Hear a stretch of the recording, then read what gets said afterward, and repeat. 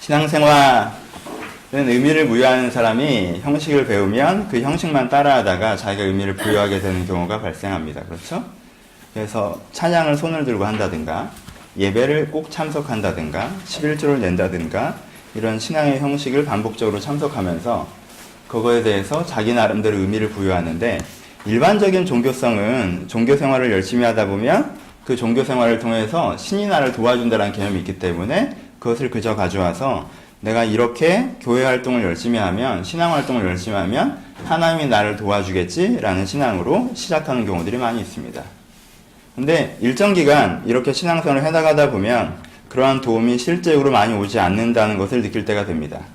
근데 그렇다고 해서 신앙생활을 그만두기에는 내세에 대한 두려움, 교회생활을 해왔던 것에 대한 탄력, 조직이 주는 안정감 같은 것을 느끼고 계속 신앙생활을 해나가게 됩니다. 그러다 보면 도와주진 않지만 나름대로 의미를 찾아야 되기 때문에 거기서 주는 나름대로 즐거움을 찾게 되는데, 그것 중에 대표적인 것 중에 하나가 서로 가운데 그래 너 고생한다, 그래 너 잘했다고 하는 격려나 존경 같은 것이 그 신앙을 계속 유지하게 만드는 경우가 발생한다는 것입니다. 이것이 우리가 일반적으로 얘기하는 신앙의 세속화나 신앙의 형식화라고 얘기하는 부분인데, 이것은 어떤 세속화적인 정신을 갖고 들어왔다든가 형식화적인 정신을 갖고 들어왔기 때문이 아니라 신앙의 의미가 제대로 가르쳐지지 않을 때 사람들이 반응할 수밖에 없는 기계적인 반응들이라는 것을 우리가 기억할 필요가 있습니다. 재미있는 것은 이렇게 좀 교회생활 오래 하신 분들은 사람들이 인정해 주는 것 때문에 해요. 근데 신앙 처음 시작하는 사람은 이렇게 하면 하나님께서 참 도와주겠지라는 마음으로 해요. 이렇게 두 사람이 있잖아요. 그럼 이 사람을 보면서 나도 저렇게 순수한 신앙이 있을 때가 있었는데 라는 식의 생각을 합니다.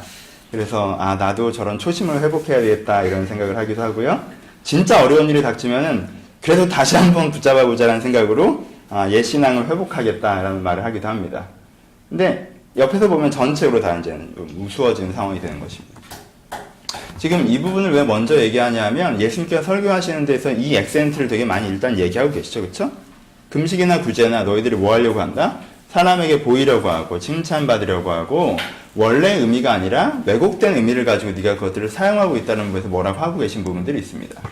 그래서 우리는 그것을 들으면서 이 본문에서 예수님의 적용적인 포인트, 신앙생활이 형식화되거나 보이기 위한 것이나 어떤 하나님의 단순한 헬프를 위한 것이 되어선 안 된다까지만 적용하고 마칠 수도 있습니다. 그렇죠? 예수님이 강조하신 포인트는 거기니까. 우리가 좀 더 생각해 봐야 되는 건, 그렇게 하고 마치기엔 우리는 그러면 제대로 된 신앙생활에 대해서 뭔지 모른다는 것을 집중해 볼 필요가 있습니다. 그렇죠? 왜곡되고 형식화되고 세속화되는 금식은 우리가 알겠는데, 내가 일주일 굶으면 하나님이 날 도와주겠지 이런 그 단식 농성 같은 그런 금식이나, 내가 이렇게 어디 가서 나 3일 금식 해본 사람이야, 일주일 금식 해본 사람이야 라고 얘기했던 내가 훈장처럼 사용하는 자랑거리의 금식이 아니라는 건 알겠는데, 그럼 진짜 금식은 뭐냐에 대해서 우리가 알고 있는가에 대한 고민은 필요합니다. 무엇이 아닌가를 아는 것은 사실 삶에 큰 도움은 안 되지 않습니까? 우리가 필요한 건 무엇이 맞는가를 아는 것입니다. 그렇죠? 그럼 금식이 무슨 의미인가 우리가 고민해 볼 필요가 있습니다. 금식은 뭐죠? 왜 금식을 합니까? 우리는 먹는다는 의미에 대해서 이제 지난주에도 생각을 좀 해봤는데요. 성찬은 먹는다는 것으로 무엇을 고백하죠? 어떠한 고백을 가는 게 성찬이죠. 근데 금식은 뭐예요? 먹지 않는다라는 것을 통해서 어떠한 고백을 하는 것입니다. 먹는다의 고백은 뭐가 있겠습니까? 내가 지금 먹는다는 의미는 내가 지금 먹는 것이 나를 구성하고 나를 운용하는 힘이 된다라는 것이 뭐죠? 먹는다에 대한 고백입니다. 먹지 않는다에 대한 고백은 무엇이죠? 내가 지금 먹는 것이 나를 구성하고 나를 운용하는 것이 아니다라는 뜻이 되겠죠. 그렇죠? 그냥 금식을 한다는 의미는 무엇이 됩니까? 나라는 사람은 내가 떡으로, 양식으로, 나라는 사람은 먹고 사는, 음식을 먹는 것으로 내가 구성되었고 음식을 먹는 힘으로 내가 사는 게 아니다라고 얘기하는 것입니다. 다른 표현으로는 나는 그저 먹고 사는 물리적인, 동물적인 존재가 내 본질이 아니다라고 얘기하는 것이고요. 그렇죠? 좀 더 가면 이 동물적인 본성에 따른 의도, 다른 표현으로는 욕망에 따라 사는 것이 아니다라고 고백하는 것이 금식의 의도에 담겨 있습니다. 그러니까 먹지 않음으로 고백하는 것입니다. 먹지 않음으로 내가 인간 본성으로 따진다면 먹을 게 있는데 먹지 않는다는 건 말도 안 되는 행동이다. 이 말도 안 되는 행동을 내가 할 수 있는 건, 하는 이유는 때때로는 가장 기본적으로 나는 먹지 않음으로, 나는 이 먹음이 나를 살리는 게 아니다라는 고백을 하기 위해서 먹지 않음으로의 태도를 취하는 것이 금식이라는 것입니다. 그러니까 두 종류의 삶이 있는 거죠. 한쪽은 뭐예요?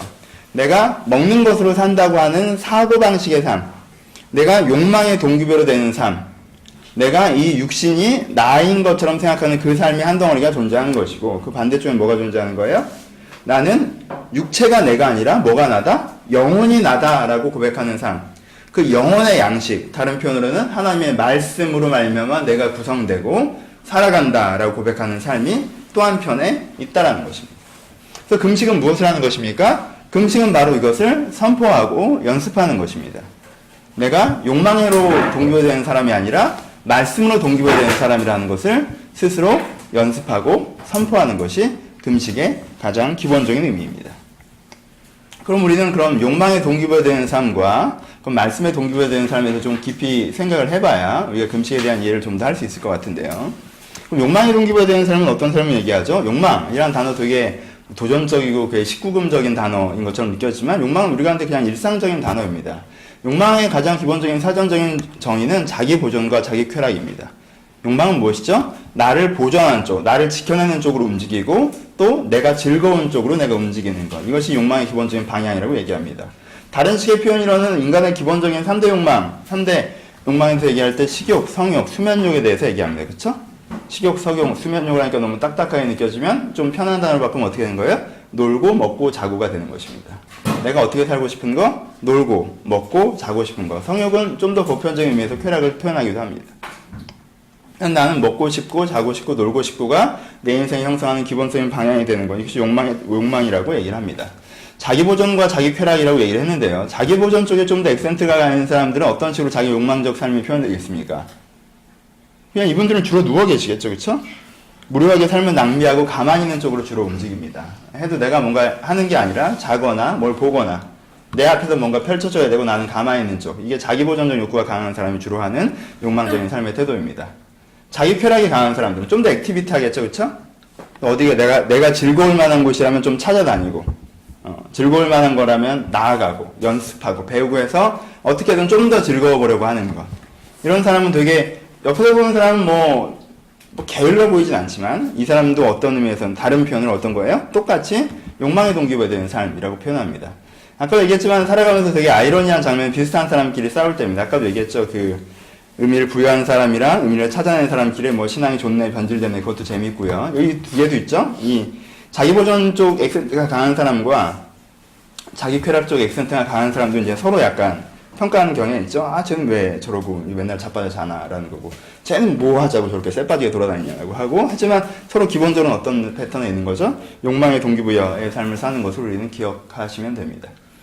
여기도 욕망의 동기부여에는 여러 가지 가면이 존재합니다. 뭐 여러 가지가 있겠죠. 일반적인 것들, 뭐 연애 골모라는 것, 이것도 일종의 욕망의 동기부여로 볼 수 있습니다. 물론 진정한 사랑 이런 걸 표현하는 건 아니고요. 연애 골매라는 가장 기본적인 동기부여는 뭐죠? 안정감이죠. 즐거움이고. 연애가 좋은 게 이 두 가지를 한꺼번에 준다는 것에 있습니다. 나는 자기 보존과 자기 쾌락의 욕구를 한꺼번에 제시하는 것 중에 하나가 이제 연애입니다. 남자가 생기면 여자가 생기면 뭘 얻죠? 보존. 이 사람이 나를 지켜줄 것 같고 왠지 안정감을 얻습니다. 그리고 어떻죠? 재밌습니다. 나는 욕망이 한꺼번에 충족되는 순간이기 때문에 인간에게 가장 매력적인 순간으로 제시되기도 합니다. 어떤 사람은 굉장히 열심히 성공에 골몰을 하죠. 뭐 성공이라는 표현이 너무 큰 표현일지도 모르겠지만 더 예뻐지는 거나 더 높아지는 거나 더 가지는 거나 이런 성공에 골몰하는 것들도 있는데 그거는 이제 자기보존적이죠. 자기보존 욕구의 극대화가 되면 뭐가 되죠? 성공하고 싶다는 생각이 되게 많이 합니다. 내가 없어질까봐 위축되는 이 정도의 소극적인 싸움이 아니라 아무도 나를 못 건드리게까지 완전 이뻐서 누구나 쓰러지게 얘가 마음에 들고 제가 마음에 이런 게 아니라 누구나 마음에 드는 보편성 김태희 같은 존재가 되겠죠? 그렇게 되고 싶은 욕구 이런 것들 그만한 외모 그만한 재력 그만한 사회적 위치를 쟁취하고 싶은 것 이것도 이제 욕망의 동기부여라고 표현을 합니다. 초반에 마이너스에서 초기 장혁이 보였던 모습이죠. 되게 막 울면서 얘기하지만 자기가 어릴 때 너무 그렇게 살았던 게 분통이 터져갖고 더 이상 난 아무도 날 그렇게 만들지 못하게 만들겠다라고 하지만 사실 그게 스타일이 좀 액세서리가 좀 달라지고 데코만 달라졌지 같은 욕망의 본성선에서 움직인다라는 것입니다. 그래서 그런 것을 우리는 전체적으로 욕망의 동기부여라고 얘기합니다. 취미의 골모라는 것도 욕망의 동기부여라고 얘기를 합니다. 취미의 골모라는 건 기본적으로 새로운 형태의 잠입니다. 이해되시죠? 그러니까 내가 깨어있기가 싫으니까 취미에 골몰하면 좋습니다. 프로야구 좋아하십니까? 아, 야구 한번 또 보러 가야 되는데. 야구 좋아해요. 그럼 야구 보러 가요. 그럼 무슨 생각을 주로 할 수 있죠? 야구 생각을 주로 할 수 있습니다. 누가 어땠고, 누가 이겼고, 누가 졌고, 오늘은 무슨 날이에요? 오늘은 기아가 경기가 있는 날이에요. 이런 식으로 인생을 진행하는 거죠. 어제는 무슨 날이에요? 어제는 기아가 이긴 날이에요. 내 인생의 디테일하게 깊이 있는 이해는 뭐예요? 4번 타자 타율이 어떻게 되고, 타순이 어떻게 되고, 감독의 디렉션이 어떻게 되고, 이런 생각이 푹 빠져 있는 거예요. 그건 뭐죠? 또 다른 형태의 잠입니다. 자기를 잠재우고, 자기의 어떤 꿈을 만들어주는 거죠. 눈을 떠도 깨지 않는 꿈을 만들어줍니다. 그것도 이제는 일정한 형식의 욕망의 동기부여. 자기 보존, 자기 쾌락의 동기부여의 한 형태로 봅니다. 제일 심한 게 이제는 남자들한테는 이제 오락이죠. 오락하면 이제 새로운 자아를 부여해주고, 이게 점점점 발전하고 있기 때문에 3D 입체 영상, 뭐 이런 게 이제 게임과 결합해서, 그리고 이게 실물화돼서 되면 진짜 새로운 세계가 벌어질 것입니다. 그렇죠? 잠을 자는 것도, 오락이나 스포츠, 이런 취미에 골몰해서 새로운 형태의 잠을 자는 것도 욕망의 동기부여라고 표현을 합니다. 자기 안정을 추구하는 것이죠. 소비생활도 또 다른 형태의 욕망의 동기부여라고 얘기합니다. 소비생활은 뭐죠? 가장 게으른 형태의 자기완성 욕구라고 표현할 수 있습니다. 가장 게으른 형태의 자기완성 욕구. 그러니까 저걸 사기만 하면 나 괜찮은 사람이 되는 거죠. 나 지난 주일에 거기 타임스퀘어 갔다가 내 인생에 아주 충격적인 장면 중에 하나를 봤는데, 이름이 생각이 안 나. 뭐 베네똥이었나 뭐였나 정확하게 기억 안 나는데, 어떤 그 몇백만 원 호가 싼 게 몇백만 원 되는 가방을 파는 집이었는데, 한 20여 명 줄이 서 있더라고요. 거기는 1대1 제도라면서요. 그래서 이제 한 명씩만 이렇게, 은행 창구처럼 한 명씩만 이렇게 담당 직원이 이렇게 해야 되기 때문에 쇼핑을 못하고 20명 정도 줄을 서 있더라고요. 그래서 이제는 은행 그 대기표처럼 줄을 쓰고, 제발 저에게도 500만원짜리 가방을 팔아주세요. 라고 이제 가서 그냥 가방을 사시더라고요. 대단하신 거죠? 굉장한 장면이었어요. 그러면 그 매장에서 하루 매출액이 얼마일까? 사람들이 줄을 서서 그런 것들을 사간다면, 뭐, 그러면서 되게 대단하다라는 생각들을 했는데, 내가 어떤 가방을 갖고 있는 것이 내 품격이라고 생각하는 것. 내가 어떤 차를 갖고 있는 것이, 내가 어떤 TV를 갖고 있는 것이, 핸드폰을 갖고 있는 것이 내 품격이라고, 위치라고 생각하는 것. 그것이 뭐죠? 가장 게으른 형태의 자기완성 욕구죠. 이렇게 내가 어떻게 되고 싶은데, 뭐, 이렇게 내가 그런 되는 과정은 싫고, 그냥 되고 싶은 욕구만 있어서 내가 그렇게 반응하는 거. 이것도 일종의 욕망의 동기부여라고 우리는 표현합니다. 그럼 변주된 욕망이라고 표현하는데, 그러니까 욕망의 동기부여는 우리가 생각하는 것처럼 먹고 잠 좀 줄여라, 먹을 것 좀 줄여라, 뭐 이런 차원이 아니라 그보다는 좀 더 심오한 우리 인생의 전반에 걸쳐 있는 부분들이라고 할 수 있다는 것입니다.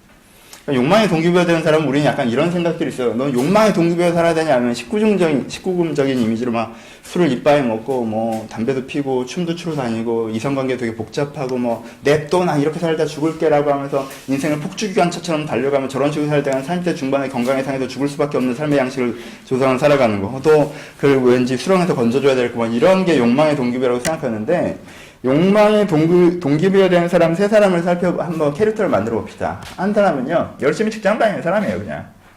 왜 직장 다녀요? 먹고 살아야 되니까. 먹고 살아야 되니라는 말처럼 명확하게 욕망을 표현하는 단어가 어디 있습니까? 그렇잖아요? 자기 보존 욕구죠, 그렇죠? 먹고 살아야 되니까 열심히 직장 다니는 거예요. 이게 남자가 있습니다. 여자는 집에서 소비로서 자기 정체성을 추구하는 주부. 그리고 애는 집에서 계속 둥글거리면서 돌아다니는 대학생 아들. 이제 완벽한 욕망의 가족이 되는 겁니다. 먹고 살아야 되니까 밖에 나가서 열심히 일을 하는 거고. 나는 부인은 조금 여유가 있는 걸, 내가 어떤 걸 갖고 뭘 하면 내가 되게 괜찮은 사람인 것처럼 그러고 다녀요. 아이들은 뭐 졸업한 이후에 내가 어떻게 될지 모르겠지만 일단 오늘은 쉬자라는 태도로 인생에 대한 별 생각 없이 그냥 굴러다니고, 이렇게 하면은 이 가정은 평범한 한국의 평범한 가정인 것 같지만 하나님의 입장에서는 아까 말했던 폭출기관차처럼 달려가는 것처럼 보일 수도 있는 그 욕망의 동기부여에 대해서 한 가정이 진행되고 있는데, 그 가족 구성원에 아무도 문제 제기를 못하고 문제의식을 못하는 그런 가정으로 보여질 수 있다는 것입니다. 욕망에 의해서 동기부여되는 삶 어떻습니까? 여러분들의 인생을 동기부여하는 것들이 무엇입니까? 지난주에 동기부여에 대한 얘기는 이미 했죠. 그러니까 동기부여라는 얘기 자체는 길게 하지 않고요. 욕망이 그럼 나쁜 것인가요? 그렇진 않죠, 그렇죠? 욕망 좋은 거예요. 자기 보존 욕구입니다. 사람은 자기를 보존해야죠. 살아남아야 될 거 아닙니까? 자기 쾌락 추구입니다. 즐겁게 살아야죠. 내가 살아서 즐겁게 살아야 되지 않습니까? 욕망 자체가 뭐 나쁜 것입니까? 그럼 식욕이, 우리가 많이 해봐야 맥시멈, 예수님도 40일 끊으셨지. 41일부터 왜 먹으셨어요? 식욕이 땡기니까 드신 거 아니에요. 그쵸? 그렇잖아요. 욕망하는 것 자체는 우리가 필요한 것입니다. 욕망 자체가 나쁜 건 아니에요. 욕망은 우리 가운데 일정 부분 추구돼야 되는 부분들도 있습니다. 근데 문제는 뭐예요? 그 욕망이 그 사람의 뿌리일 때가 문제인 거죠. 그 사람이 살아가는 진행, 그 사람이 살아가는 삶의 방식, 그 사람의 삶을 이 사람의 가치관과 철학과 인생의 방향은 무엇으로 말미암아 정립되느냐라고 얘기했을 때 욕망이 되면 이제 문제가 되는 거죠. 인간은 그거보다 좀 더 위대한 존재 아닙니까? 기독교가 얘기하는 인간인식은 뭐죠? 기독교가 인정하는 인간인식은 인간은 동물 이상이라는 것입니다. 그렇죠? 욕망으로 인해서 자기 인생 전반을 동기부여한다는 건 무슨 뜻이죠? 인간은 딱 동물 거기까지라는 뜻입니다. 자기 보존과 자기 쾌락은 없거든요. 모든 살아있는 생명체가 갖고 있는 것입니다. 이게 나쁜 것은 아니지만 우리는 인간이 이 육체라는 그릇 속에 영혼을 담고 있고 인격을 담고 있어서 이 영혼과 인격이 바로 나 자신이다. 그래서 인간은 육체 이상이다라고 얘기하는 게 인간인데 이 욕망이 내 삶의 동기부여 자체로 내려가 버리면 내 정체성과 본질이 나는 동물이다가 돼버리면 뭐가 자리를 잃어버려요? 인격이 자리를 잃어버리죠. 영혼이 자리를 잃어버립니다. 그때부터 인격과 영혼은요 내 육체를 시종드는 시종으로 전락하는 순간이 되는 것입니다. 내 자유의지와 인격과 내 영혼을 총동원해서 어떻게 해야 돼요? 내 욕망을 만족시켜야 되는 상황이 봉착한다는 거죠. 여러분 로마가 왜 망했는 줄 아십니까? 로마는요 북쪽에서 바바리안들이 쳐들어와서 망하지 않았어요. 하지만 실질적으로는요 북쪽에서 바바리안들이 쳐들어와서 마침내 그 많은 도시들이 황폐화되긴 했습니다. 멸망당했죠. 그러면 그 사람들이 멸망시켰나요? 아니에요. 이 위대한 도시는요 아무도 멸망시킬 수 없었던 도시였습니다. 근데 어떻게 되죠? 자책으로 붕괴하죠. 자체로 붕괴합니다. 자체로 붕괴해서 여기가 거의 공백 상태가 되니까 어떻게 한 거예요? 저기서 아무것도 아니었던 그 야만인들이 여기 와서 왕노릇을 하는 거예요. 그러니까 이 왕노릇하는 야만인들은 이 로마를 어떻게 대하죠? 침략적으로 대하죠. 더 황폐화시킵니다. 그렇죠? 로마가 황폐한 다음에 인류 문명이 어떻게 했습니까? 1000년은 도태했습니다. 그 위대한 법과 그 위대한 정치 제도들, 그 인격과 문화들, 우리가 뭐 로마가 후기 로마만 생각하고 자꾸 타락했다고만 얘기하는데 그 위대한 건축술과 법조문과 정적인 고민들과 철학적인 고민들이 다 없었던 것처럼 사라지고 그 야만적 정서가 진보된 사고인 양 지배했던 시대가 우리 가운데 존재한다는 것입니다. 그렇죠? 우리가 이런 로마의 몰락이 우리 내부에서 발생한다는 것입니다. 여러분들이 욕망이 여러분들의 인격을 몰락시키는 줄 아세요? 그렇지 않습니다. 어떻게 되는 거예요? 여러분들이 인격이 내부적으로 몰락하는 거죠. 주의 말씀을 듣지 않고 영적 공부를 받지 않고 내 인격에서 내가 분열적으로 내 인격을 방치하고 내 인격을 만들어가지 않고 내 영혼을 돌보지 않고 내 영혼을 먹이지 않고 그래서 영혼은 굶주리고 인격은 깨어져 버렸을 때 그래서 이런 내적 공백 상태가 찾아오면 거기를 누가 차지한다는 거예요? 여러분들 육체가 차지해버린다는 거예요. 욕망이 차지해버린다는 거예요. 가운데로 들어와서. 그리고는 그 욕망이 여러분들에게 왕노릇을 하기 시작합니다. 그럼 어떻게 돼요? 욕망은요, 여러분들에게요, 침략적으로 여러분들을 사용합니다. 당장, 장기적으로 이게 좋으냐, 싫으냐, 장기적으로 이 건물에 있는 가치 있느냐, 없느냐, 이런 걸 보지 않는다는 거예요. 침략적으로 사용한다는 거예요. 침략적인 건 뭐예요? 이 순간의 즐거움과 이 순간의 의미만을 위해서 내 자신을 사용해버린다는 거예요. 위대한 건축물이 있습니다. 술 먹고 지나가면서, 야, 저기 불 질러. 오늘 밤에 거기 불 지르고 놀아보자. 거기에 저 건물이 몇 년을 버텨왔는지 모르고, 앞으로 몇 년을 버텨갈 때 어떤 가치가 있는지 모르면서 나 오늘 기분 좀 좋다고 불을 지르는 거예요. 그럼 이 불 지르는 사람은 그날 밤 어떻게 했어요? 기분 좋았겠죠? 그렇죠? 하지만 그 결과 어떻게 되죠? 중요했던 것들이 사라지죠. 내 내면에 그런 일들이 벌어진다는 것입니다. 한번 놀아보자, 한번 즐겨보자, 그냥 쉬어보자, 그냥 가만히 있자 라고 내가 했을 때 내 인생의 비전, 내 인생의 가능성, 내 인생의 가치, 내 인생의 인격 이런 것들이 어떻게 돼요? 그냥 사라져버린다. 그것이 얼마나 비극적인 일입니까? 이런 비극적인 사건들이 욕망의 우리의 뿌리가 될 때 우리 안에 일어난다는 것입니다. 이것이 욕망의 파괴력입니다. 욕망의 파괴력에 대한 두려움이 있으셔야 됩니다. 게으름은요, 욕망의 다른 표현이라고 될 수 있죠. 게으름은 소멸의 에너지입니다. 게으른 사람들은 거만합니다. 그렇죠? 욕망의 사람들, 게으른 사람들은 거만합니다. 기본적으로. 나는 알고 싶은 것도 없고 하고 싶은 것도 없어요. 이게 대부분 욕망의 동기부여 되는 사람들이 얘기하는 깨달음입니다. 왜요? 욕망의 동기부여인데 몸뚱아리가 육신이 뭐가 알고 싶은 게 있고 하고 싶은 게 있겠어요. 그냥 먹여주고 재워주고 놀아주면 되는 거죠. 오늘 만약에 알고 싶은 것도 없고 하고 싶은 것도 없으십니까? 그럼 그 말을 자신 있게 할 때가 아닙니다. 배우십시오. 여러분들 알고 싶은 게 뭔지 배우셔야 됩니다. 여러분들 하고 싶은 게 뭔지 배우셔야 돼요. 알고 싶은 것도 없고 하고 싶은 것도 없다라는 표현은요, 내가 내 인생의 주도권을 인격이나 영혼이 아니라 욕망에게 빼앗겼다는 표현입니다. 한 어린아이가 있습니다. 글을 읽지 못합니다. 글을 읽지 못하기 때문에 그 길을 읽지 못하기 때문에 그 아이에게 10권의 책을 선물로 줬습니다. 그럼 그 책들이 그 아이에게는 어떤 의미로 다가오죠? 어떤 의미로 다가오군요. 블럭에 지나지 않죠. 도미노를 했다가 탑쌓기를 했다가 별 의미가 없습니다. 이건 그냥 종이덩어리에 지나지 않아요. 난 글을 몰라. 나한테 책을 10권을 줬어? 그건 나한테 아무것도 아니야. 5분이면 갖고 놀 수 있는 것이지. 이런 식으로 굉장히 넘치는 자신감, 자기가 되게 대단한 사람이냐 얘기합니다. 그러면서 비웃죠. 그 책 10권을 끙끙대고 있는 사람들을. 그걸 다 읽고 앉아있는 사람들이 되게 뭣도 아닌 사람인 것처럼, 자기가 더 위대한 것처럼 생각합니다. 이게 어린아이의 거만입니다. 너무 우스꽝스러운 것입니다. 인생을 모릅니다. 난 인생 몰라. 그래서 세상도 관심 없고 나도 관심 없어. 세상과 나? 그럼 그냥 나한테 흥미거리고 취미거리에 지나지 않아.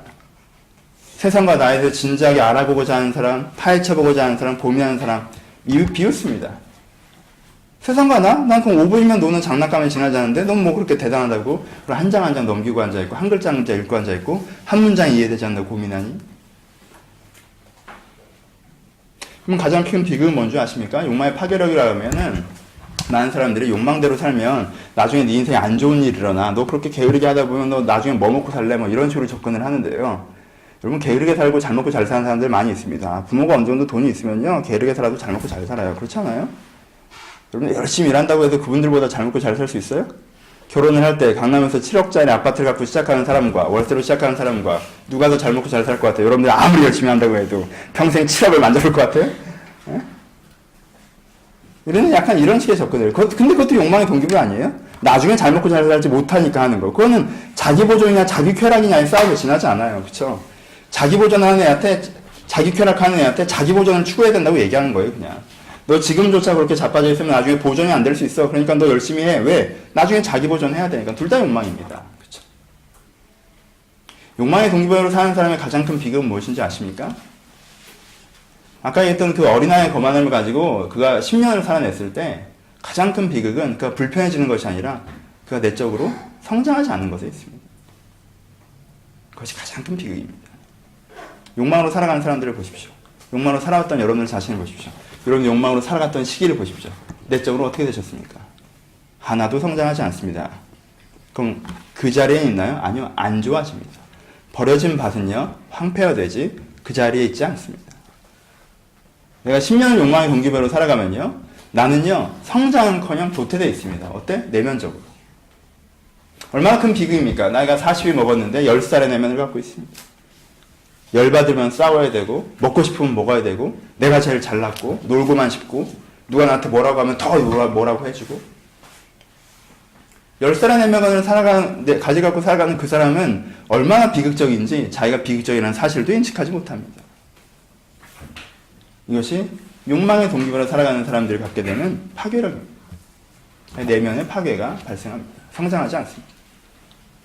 아까 말씀드렸던 것처럼 내 로마의 멸망처럼 위대한 건물들, 내가 인격의 성숙의 기회, 세상의 가치를 깨달을 수 있는 기회, 사랑을 알 수 있는 기회, 아픔을 알 수 있는 기회, 나의 한계를 알 수 있는 그 모든 기회가 그 아름답고 숭고한 건물들이 야만인들에게 불태워지는 것처럼 이 욕망에 의해서 함부로 취급되어지고 이 사람에게 남아나지 않는다는 것입니다. 이 욕망의 파괴력입니다. 욕망의 파괴력의 또 한 가지는 무엇이냐면요. 철학적으로 승화된다는 것입니다. 욕망은 기본적으로 어떤 철학을 갖게 됩니까? 욕망의 철학은 굉장히 간단합니다. 어떤 철학이죠? 이기적으로 살아도 돼 라는 철학입니다. 그렇죠? 내 자신의 욕구를 충족시키자. 내 자신의 욕구를 충족시키자. 이것이 가치관이 된다는 건 뭐죠? 나는 나를 위해서 살아도 되는 존재야 라는 아주 간단한 철학이 발생하는 것입니다. 그렇죠? 이 사람은요, 내적으로 황폐화되고요, 그 황폐화된 내면을 적실만한 그리스도의 은혜의 비를 받기에는 말도 안 되고 너무 단순해서 너무나 선명한 그 자기중심성의 죄의 철학으로 은혜의 담비를 딱 막아서는 지붕까지 세워놓게 되는 것입니다. 은혜는 내려올 수가 없고 내면은 방치되어 있습니다. 더 황폐해지는 것입니다. 이게 얼마나 무서운 것인지 여러분들 깨달으셔야 돼요. 옛날에 신해철 노래 중에 네가 진짜로 원하는 게 뭐야 이런 노래 있었습니다. 아십니까? 그 노래는 되게 그 말은요 되게 멋있는 말입니다. 네가 진짜로 원하는 게 뭐냐? 네 마음대로 해. 이게 되게 멋있는 말입니다, 여러분. 여러분 네가 진짜로 원하는 게 뭐냐라고 얘기하면 진정한 원함이 무엇인가 고민을 하셔야 돼요. 그쵸? 내가 오늘 자고 싶어요. 그때 나한테 물어봐야겠죠. 내가 진짜 원하는 게 지금 자는 거야? 내가 막 싸우고 싶어요. 그때 물어봐야 돼요. 그럼 내가 진짜 원하는 게 내가 이렇게 싸우는 거야? 내가 그냥 이렇게 살고 싶어요. 이렇게 살면서 물어보는 거예요. 내가 진짜 원하는 게 이 직장에서 이 일을 하면서 이 월급 받아가면서 먹고 사니까 사는 게 내가 진짜 원하는 거야? 라고 물어봐야 되는 거예요. 그쵸? 도전적인 질문입니다. 네 마음대로 해. 라는 말 엄청난 말입니다. 여러분, 네 마음대로 하려면 맨 처음 뭘 해야 돼요? 내 마음이 있다는 걸 알아야 돼요. 그쵸? 그리고 내 마음이 어떤지 알아야 돼요. 그 마음이라는 거대한 호수의 깊이를 알아야 됩니다. 그리고 내 마음이 무엇인지 깨닫고 그 마음이 내 인생의 주도권을 갖게 해야 돼요. 여러분 내 마음대로 사는 게 얼마나 어려운 건지 아십니까? 상황 때문에 어려운 게 아니에요. 우리는 내 마음대로 못 삽니다. 왜요? 나한테 마음이 있다는 것도 대부분 사람들은 잃어버리고 살아갑니다. 그리고 내 마음이 뭔지 내가 모릅니다. 그리고 내 마음이 뭔지 알아도 내 마음이 사실 욕망에 치이고 상황에 치여서 내 인생의 주도권을 갖지 못하죠. 그러니까 내 마음대로 못 사는 겁니다. 여러분들 꼭 진짜 원하는 대로 사시고요. 여러분들 마음대로 사셨으면 좋겠습니다. 마음대로 사십시오. 그럼 여러분들이 첫 번째 해결해야 되는 게 있는데 그건 뭐냐면 욕망으로 살지 않는 것입니다. 욕망으로 사는 한 마음으로 살 수는 없지 않습니까? 욕망으로 사는 사람이 어떻게 마음으로 살겠습니까? 우리는 욕망에 동기부여되는 삶의 문제가 우리 인생 전반적으로 많이 나타나고 있다는 것을 생각해야 됩니다. 여러분들의 인생 가운데 여러분들의 생활이 만약에 어떤 욕망이 내 인생을 설명해주는 대부분이라면 저는 큰 위기감을 느끼셔야 됩니다. 그렇죠? 일주일간의 삶을 한번 돌아보십시오. 여러분들 어떤 사람인지 한번 생각해 보십시오. 여러분들 한번 설명해 보세요. 여러분 자신 한번 설명해 보십시오. 난 어떤 사람인지, 난 어떻게 사는지. 여러분들의 동기부여의 회로들을 한번 정리해 보시죠. 나는 이런 동기부여로 이런 행동들을 하고 있어. 그래서 나는 내 생활이라는 게 이렇게 구성되고 있어를 옆에서 한번 보세요. 인간이 위대하지 않습니까? 자기를 관조할 수 있습니다. 이게 위대한 능력이에요. 다른 동물들은 잘 못하는 겁니다. 한번 관조를 해보세요. 여러분들이 일주일 이렇게 옆에다 놓고 어떤 동기부여로 사셨습니까? 하나님께서 어떤 사람을 문제라고 얘기하셨습니까? 첫 번째, 다른 사람이라는 동기부여와 욕망의 동기부여라는 것으로 인생 전체를 채우면 그 사람 문제가 있는 사람이라고 얘기하셨습니다. 그렇죠? 내가 내 욕망, 내 자기보존 욕구와 자기 쾌락 욕구, 그리고 사람들에 따라 어떻게 보나, 사람들이 나한테 뭐라고 하나, 저 사람들 잘 보이고 싶은 마음과 저 사람들 때문에 받은 상처와 분노, 이게 내 인생의 일주일을 설명하는 전부라면 나는 먹고 살아야 돼서 직장일을 하고 자는 게 좋아서 하나님께 감사하고 먹을 거 주면 기뻐하면서 연애 한번 해보는 게 꿈이고 돈 많이 벌어서 편하게 사는 게 부럽고 제가 나한테 뭐라고 해서 짜증나고 제가 나한테 준 상처 때문에 열받고 근데 제가 나를 칭찬해서 즐겁고 이게 내 인생이 만약에 99%를 설명한다면 내 인생이 이렇게 심플하다면 여러분들의 인격은 어디 있습니까? 여러분의 영혼은 어디 있습니까? 우리는 이거보다 위대한 존재고 이거보다 복잡한 존재라는 걸 인정하셔야 됩니다. 우리는요 인격을 갖고 있는 사람입니다. 그냥 사람임을 기억하십시오. 문명을 누리는 것이 동물의 수준을 뛰어넘었다는 것을 증명하는 것이 아닙니다. 인격으로 사는 것이 동물의 수준을 뛰어넘은 특별한 존재라는 것을 증명하는 것입니다. 여러분들이 만약에 욕망의 동기부여로 살고 계셨다면 우리 가운데 지금 가장 필요한 것은 금식입니다. 그렇죠? 욕망의 동기부여를 사는 사람에게 그 욕망의 동기부여를 끊어내라고 하나님께서 주신 선물이 뭐냐면 금식이라는 것입니다. 금식이 필요합니다. 우리 가운데. 좀 다른 얘기지만 그래서 가장 비극적인 장면이 뭔 줄 알아요? 자기 욕망을 성취시키려고 금식하는 자들입니다. 하나님 보시기에 제일 난감한 애들이죠. 하나님 이번에 우리 애가 어떻게 꼭 돼야겠습니까? 이 연애는 내가 꼭 어떻게 돼야겠습니까? 내가 이번 직장에 꼭 돼야겠습니까? 내가 이번 결혼을 꼭 해야 되겠습니까? 금식하면 주님 앞에 나아갑니다. 서로 당황스러운 거예요. 하나님만 당황스러울 거야. 얘는 그거 끝났는데도 뭐가 안 될 확률이 훨씬 더 많으니까 당황스러울 테고. 그 기도를 듣는 입장에서는 얘가 맞아야 될 상황인데 해맑음처럼 나를 쳐다보고 있으니 하나님 입장에 얼마나 당황스러우실까요? 이 아이러니와 비극이 느껴지십니까? 그래서 걸어 나오셔서 진정한 금식으로 나가셔야 돼요. 금식하십시오. 금식이라는 건 단지 밥을 굶는다라는 이론적인 사건이 아니라는 걸 여러분들이 이미 이해하셨을 겁니다. 그렇죠?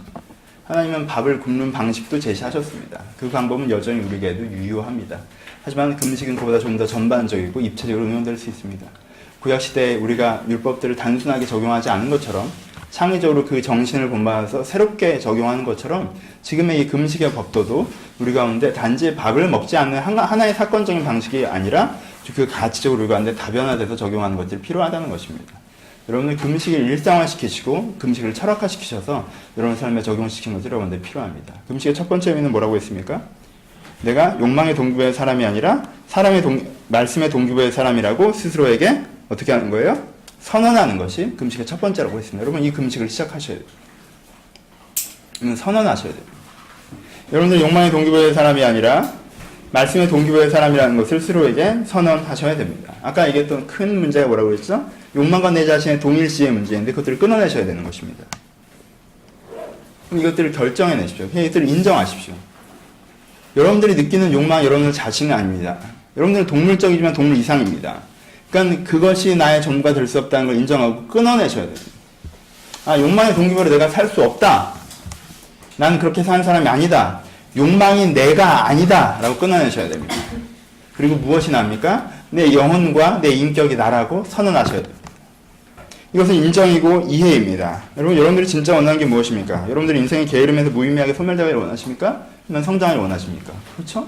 그러면 여러분들 어떤 사람이에요? 여러분들 욕망의 사람이 아니에요. 속으신 겁니다. 여러분은 게으르게 인생의 소멸되기를 원하지 않아요. 근데 왜 그렇게 살고 계십니까? 왜 그래요? 속았기 때문에 그렇죠. 그게 너라고, 그게 네가 원하는 거라고 속였기 때문에 그렇습니다. 사단이 여러분들을 속였습니다. 속지 마십시오. 그것이 여러분들이 원하는 것이 아닙니다. 여러분들이 사실 진짜 원하는 건 성장하는 것입니다. 그럼 그것을 이해하셔야 됩니다. 여러분들은 욕망의 동기부여의 사람이 아니라 말씀의 동기부여의 사람이라는 것을 스스로 이해하고 스스로에게 반복적으로 선언해야 됩니다.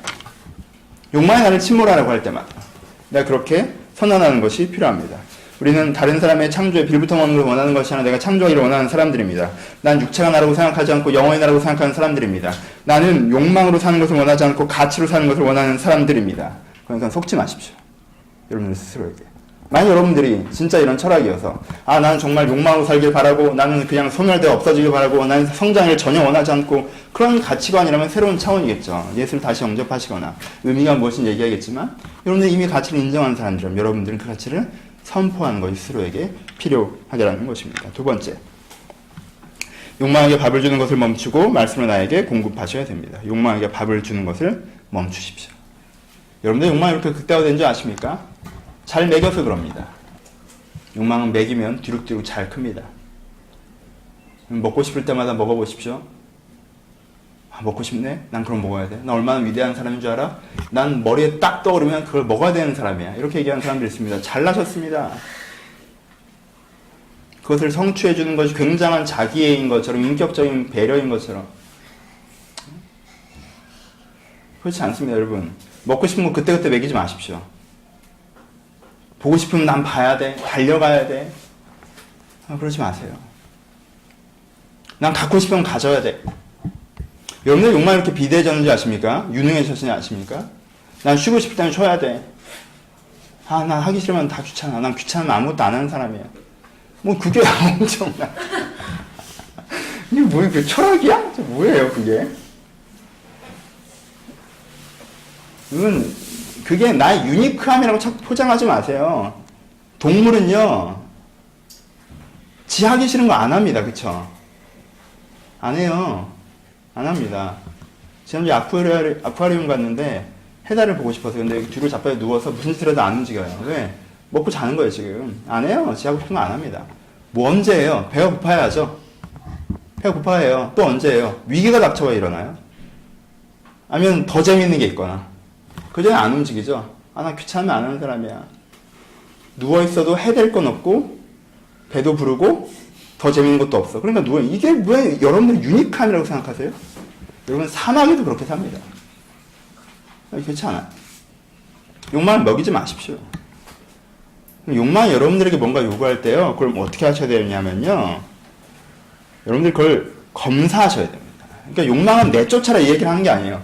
먹고 싶어요라고 욕망이 인격에게 어떻게 하면, 인격에게 어플라이 하면, 여러분들 인격이 어떻게 해야 돼요? 그게 가치적으로 지금 맞는지 뭐 해야 돼요? 평가해서 그 다음에 앤서를 주면 되는 거예요. 아, 눕고 싶어. 그러면 그 눕고 싶다는 내 욕망이 어디로 가야 돼요? 내 인격에게 어플라이 해야 되는 거예요. 저 눕고 싶어요 라고 하면 그때 인격이 어떻게 돼요?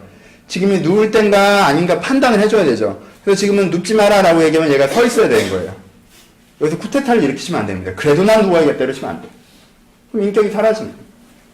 내가 먹고 싶어, 내가 눕고 싶어, 내가 외로워, 내가 힘들어, 내가 열받아, 내가 저걸 가져야겠어, 저걸 갖기가 싫어, 이렇게 할 때 그거에 대해서 필터링 하셔야 됩니다.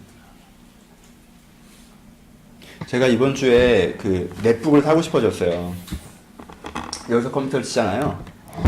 근데 여기서 컴퓨터 치다 보니까 목이 아파서 가끔은 여기서 치고 싶은 거예요. 얼마나 사소한 욕망입니까? 여기서 치고 싶은 거야. 그리고 가끔 여기 오지 않고 도서관에 가거든요. 도서관에 가면 거기서 책을 읽고 거기서 뭔가 작업을 하고 싶은 거예요. 근데 누굴 본 거죠? 누구를. 간지나게 거기서 넷북을 피네를 본 겁니다. 그러니까 상상이 되는 거예요, 갑자기. 거기서 간지나게 넷북을 하고 있고, 차에서도 하고 있고, 심지어 저는 공원에서 설교 준비를 하고 있습니다. 왜? 넷북을 간지나게 피고, 공원에서 설교 준비를 하면 내 모습을 상상하는 거죠. 와, 그럼 정말 좋겠다. 라고 생각했습니다. 넷북을 갖고 싶다고 했습니다. 그래서 내 생각이 얼마인지 몰라서 중고를 하면 한 20만 원 정도는 사지 않을까라고 생각해서 아내에게 물어봤죠. 어느 집이나 경제권은 아내에게 있습니다. 그쵸? 네, 물어봤어요. 그때 사도 된다고 그러더라고요. 그래서 제가 신나서 알아봤죠. 그랬더니 20만 원 아니라 40만 원쯤 되더라고요. 그래서 제가 시리에 빠졌습니다. 아내한테 얘기했죠. 40만 원이라고. 혹시나 그래도 사라고 얘기해 줄까라는 기대감을 가지고, 작은 기대감이죠. 그랬더니 뭘 그렇게 비싸라고. 그 다음에 대화를 안 하더라고요. 사지 말라는 얘기죠. 끝난 겁니다. 근데 끝났는데 그 다음에 인터넷에 또 제가 중간에 이렇게 쉴 때 좀 G마켓 같은 데 들어가더라고요. 혹시나 되게 싼 게 있으면 다시 한번 어플라이를 해볼 수 있지 않을까. 35만 원짜리까지는 찾았는데 15만 원 정도는 안 될 것 같아서 합니다. 시간을 쓰죠? 마음을 쓰죠? 그렇죠? 그 생각들 하면서 시간을 보냅니다. 기도를 해봤습니다. 기도할 때 넷북 얘기를 잠깐 했습니다. 하나님께서 저에게 뭐라고 하신 줄 알아요? 왜 1,000원짜리 공책도 많은데 40만 원짜리 공책을 사려고 했냐고요. 나는 그걸 설교 준비하는데 치려고 쓰는 거 외에는 내가 쓸 용도가 없거든요, 사실. 하나님 입장에서 그냥 공책에다 쓰고 여기 와서 치면 될 것 같은데, 그 40만 원짜리 공책을 사겠다고 하면 내가 되게 신기하셨나 봐요.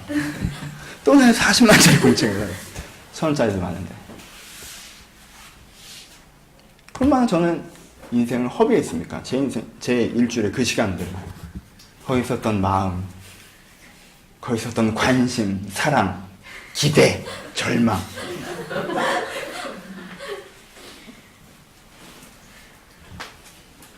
얼마나 인생이 초라해지는 순간. 여러분들 짧게 어플라이 하시고 빨리 결정해 주십시오. 넷북이 갖고 싶네? 제가 넷북을 갖고 싶어 해도 되나요? 아니, 공책을 써. 예, 끝나는 문제예요. 물어보십시오. 여러분들의 인격과 영혼에게 한 말씀에 비추어 보십시오. 하기 싫어, 하고 싶어, 갖고 싶어, 갖기 싫어, 만나고 싶어, 만나기 싫어. 여러분들이 갖고 있는 그 욕망의 동기별을 1차원적으로 반응하지 마시고 어플라이 제도를 인정하십시오. 내 욕망은 결정권자가 아닙니다. 내 욕망이 내 인격에게, 말씀에게 물어보면 그 말씀이 나에게 방향을 제시해 주는 것입니다. 말씀을 나에게 공급하게 하셔야 됩니다. 욕망에게 밥 먹이는 것을 줄이고요. 얘가 꼭 먹을 만큼만 먹이라는 거예요. 그렇죠? 그 다음에 뭘 많이 먹이셔야 됩니까? 이걸 판단하려면 여러분들이 뭘 할 수 있어야 돼요? 인격의 상태가 좋아야겠죠? 로마가 전성겨야 됩니다. 그러니까 여러분들이 뭘 먹이셔야 돼요? 여러분들 자신을 평소에 주의 말씀과 주의 생각으로, 주의 마음으로 먹이고 계셔야죠. 그렇죠? 여러분 인생의 문제가 뭔지 이제 보이십니까? 여러분 인생의 문제, 현상적인 문제가 아니라 굉장히 심플한 구조적인 문제라는 게 보이십니까? 내가 욕망은 먹일 대로 먹여서 비대하게 해놓고 말씀은 줄일 대로 죽여서, 내 영혼은 줄일 대로 줄여서 말라 비틀어져 있다면, 그러면 욕망이 나에게 얘기해봐야 정말 무능한 왕처럼 이 영혼은 할 말이 없고 능력이 없고 결정할 수가 없고 그 욕망이 내 마음을 내 마음대로 주도해버리네. 그래서 이 욕망의 삶에서 나타나는 성장하지 않는 인생, 자기중심성이 강화된 삶, 그리고 단절적인 인생. 아까 잠깐 빼뜨렸지만 욕망은 어때요? 욕망을 충족시키면 그 기쁨이 많으십니까? 않죠. 욕망은요, 네거티브의 논리예요. 생존 논리라고 했죠. 살아남으면 그 다음은 제로가 되는 거예요, 사실. 욕망을 충족시키면요, 그 충족된 욕망이 내 인생의 긍정성으로 내 인생을 지배하지 않습니다, 절대. 충족되면요, 그냥 팍 하면서 다시 제로로 돌아갑니다. 그렇죠? 또 다른 욕망들이 생기죠. 물건을 가져봐야 많이 하는 얘기 있죠. 며칠 즐겁고 싶으면 뭘 하고, 며칠 즐겁고 싶으면 뭘 하고. 차를 갖고 싶어서 차를 가지면 한 달, 결혼하면 1년. 이런 식의 욕망에 어느 정도의 어느 점에서 소멸된다는 것들을 우리 가운데 반복적으로 이야기하고 있습니다. 그렇죠? 이런 것들을 이해하셔야 돼요. 제가 욕망의 삶을 살 때 이러한 단절의 삶과 소멸의 삶과 이기의 삶이 올 수밖에 없다는 걸 인정하시고 욕망을 먹이는 걸 줄이시고 말씀의 나를 먹이고자 하셔야 된다는 것입니다. 세 번째, 금식이라는 건 무엇입니까? 내가 욕망의 삶이 아니라 말씀의 사람인 걸 스스로 선포하는 것이고 내가 실제로 좀 덜 드시고 욕망에게 덜 먹이시고 말씀의 하나님 먹이시는 것입니다. 그렇죠? 세 번째 얘기를 두 번째를 다시 한번 강조하면 그냥 단지 밥을 굶는 게 아니라 여러분들의 욕망이 10가지고 20가지잖아요. 거기에 대한 식사량을 다 줄이셔야 되는 거예요. 오케이? 여러분들 무슨 욕망이 있습니까? 정서적인 욕망이 강합니까? 뭐 사람들 만나고 너무 돌아다닙니까? 줄이십시오. 근데 이 부분이 되게 과도하고 나면 줄이세요. TV를 너무 많이 보십니까? 잠을 너무 많이 자십니까? 오락에 너무 취미생활에 너무 빠져 계십니까? 줄이십시오. 밥만 굶어도 되지 않습니다. 현대사회는. 전체적인 금식이 필요합니다. 그때 고난주간은 뭐 미디어 금식이라는 새로운 개념도 들어왔죠. 그렇죠? 지금 현대인들은 밥을 안 먹는 것보다 미디어에서 들어오는 그 정보량을 안 먹는 게 하나님을 묵상하는데 더 필요하다는 개념이죠. 그것도 되게 좋은 생각입니다. 현대인들은 밥을 굶는 것보다 핸드폰과 인터넷을 굶는 게 더 어려워할 수도 있기 때문에 그렇습니다. 다이어트들을 하도 해서 바꾸는 건 또 이력이 낫잖아. 금식하면 또 이번 기회에 뭐 4kg 빼보지 뭐 이런 생각 같이 하고. 그럼 뭐예요? 욕망을 줄이는 거예요? 욕망을 키우는 거예요? 밥은 안 먹고 있지만 욕망을 키우는 거죠. 저는 고민하셔야 돼요. 나만의 금식이라는 게 존재합니다. 최적화하셔서 여러분들을 만들어내십시오. 그렇죠? 여러분들 욕망에 동기부여되는 삶을 살고 있다면 여러분들의 금식이 무엇인지 최적화해서 만들어내야 되는 것입니다. 사람일 수도 있어요. 일에 대한 열정일 수도 있습니다. 돈에 대한 스트레스일 수도 있어요. 잠일 수도 있습니다. 순수하게. 뭐가 될지는 모르겠지만 나에게 최적화된 금식의 항목들을 만드시고 그것들을 적게 먹이고 이것들을 많이 먹이는, 이것들을 적게 먹이는 데에서 생겨날, 아까도 얘기했죠? 그 여유와 정서를 가지고, 그렇죠? 내가 말씀을 더욱더 많이 먹이는, 내복 살려고 돌아다니는 것보다 내가 말씀을 더 읽고 묵상하는 게 더 필요한, 이런 식의 변화들이 필요하다는 것입니다. 다시 세 번째, 그럼 금식은 어디까지 갑니까? 이사야서 58장은요, 되게 아이러니하게, 되게 난해하게 우리 가운데 다가옵니다. 이사야서 58장 본문을 한번 다시 보겠습니다. 이 사람들은 금식을 하고 있네요. 그렇죠? 이 사람들이 금식을 하면서 금식하되 어찌하여 주께서 보시지 아니하며 우리의 마음을 괴롭게 하되 어찌하여 주께서 알아주지 아니하십니까? 라고 3절에 얘기합니다. 금식 많이 하는데 뭐가 안 이루어진다는 거예요. 기도 제목이 안 이루어진다는 거죠. 욕망의 금식을 하고 있습니다. 그런데 성취가 안 된다고 실망하고 있어요. 그러니까 하나님이 되게 열받아면서 이 사람들한테 뭐 하십니까? 너희들이 금식을 하긴 했냐고 그러시죠.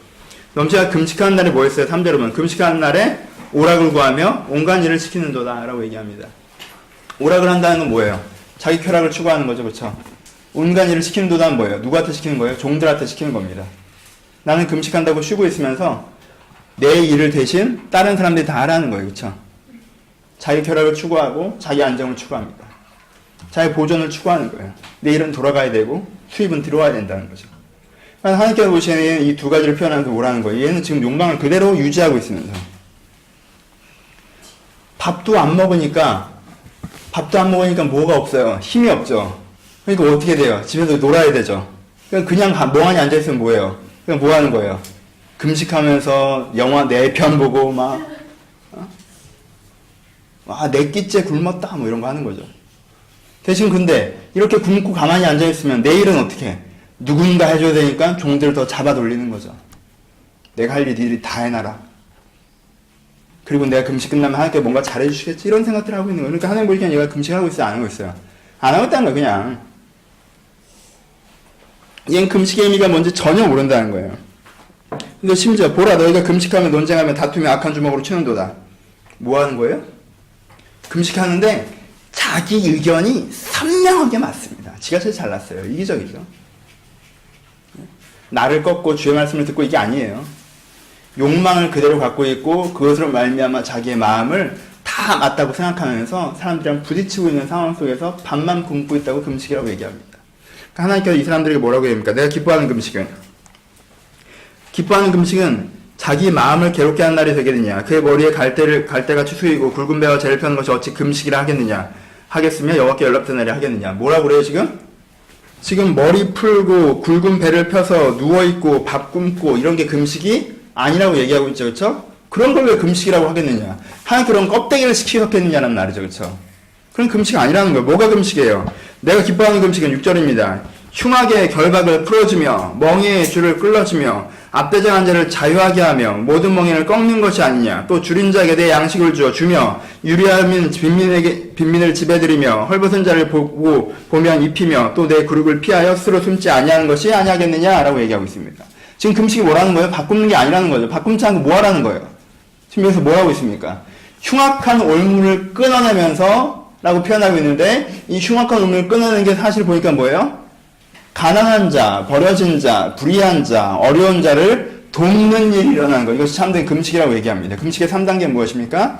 말씀이 동기부여돼서 내 삶의 형태로 드러나는 것. 다른 표현으로는 욕망이 이기에 눌려있던 사람이 말씀의 이타의 삶으로 변화되는 것까지가 금식이라고 얘기하는 것입니다. 그렇죠?